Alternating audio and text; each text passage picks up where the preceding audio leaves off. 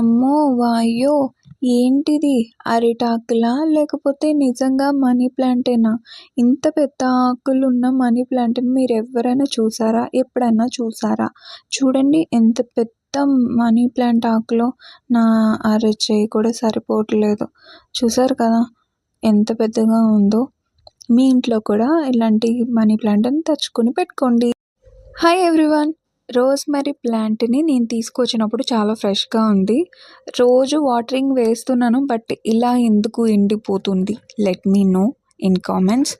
ఇది ఎండిపోకుండా ఫ్రెష్‌గా ఉండాలంటే దీనికి ఏమి ఇవ్వాలి అనేది నాకు కొంచెం కామెంట్ రూపంలో తెలియచేయండి. మరిన్ని వీడియోస్ కోసం నా ఛానల్‌ని సబ్స్క్రైబ్ చేయండి. మీ సపోర్ట్ అయితే నాకు కావాలి. Thank you.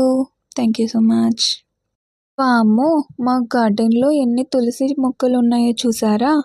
ఇవన్నీ ఒకేసారి వస్తాయి, ఒకేసారి పోతాయి. సో, ఇప్పుడున్న ఈ తులసి మొక్కల్ని ఏం చేయాలో తెలియట్లేదు. సో, మీరు కామెంట్ రూపంలో తెలియచేయండి. వీటితో మనం ఏమన్నా యూజ్ చేయొచ్చు అంటే సబ్స్క్రైబ్ చేయండి మరిన్ని వీడియోస్ కోసం. Thank you. ఈ చెట్లకి బాటమ్స్‌లో చూసారు కదండీ! నేను ప్రతి ఒక్క చెట్టుకి నేను తీసుకొచ్చిన ఎండిపోయిన పేడ అనేది నేను ఇక్కడ వేశాననమాట. దీనివల్ల ఏంటి అంటే దీన్ని పొడుం కూడా చేసి వేయొచ్చు. బట్ ఇలా ఉండడం వల్ల ఏంటంటే తడిచిన ప్రతిసారి కొద్ది కొద్దిగా అది మట్టిలో అనేది కలిసిపోతుందనమాట. నేను అందుకనే పీస్‌గా ఉంచి వేశాను.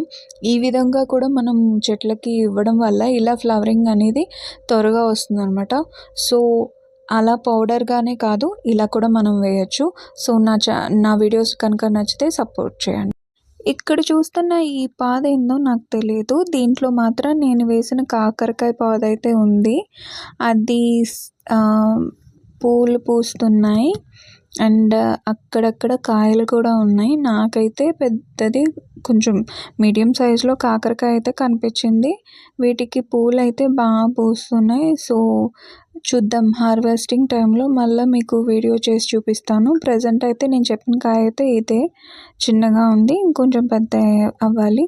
సరే, మరిన్ని వీడియోస్ కోసం నా ఛానల్ని సబ్స్క్రైబ్ చేసుకోండి. Thank you for